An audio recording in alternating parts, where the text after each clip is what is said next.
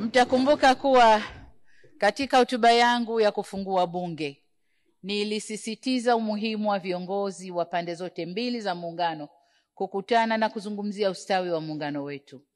Nafurahi kuwataarifu kwamba maagizo yangu yale yametekelezwa kwa ufanisi zaidi chini ya wenyekiti wa makamo wa rais akisaidiwa na waziri mkuu kwa upande wa Tanzania bara na kwa upande wa Zanzibar makamu wa pili wa rais. Katika kipindi hiki tumepiga hatua kubwa, hususan kwa kuzipatia ufumbuzi jumla ya hoja 15 za muungano, hatua inayozidi kuongeza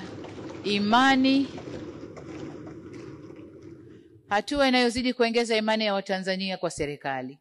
Pamoja na hayo, ni waasa wa Tanzania wenzangu tuendelee kushikamana na kuwa makini na vitisho vyovyote dhidi ya muungano wetu, na niwasihi kuendeleza umoja, utulivu, amani, vitu ambavyo ni sifa njema kwa nchi yetu.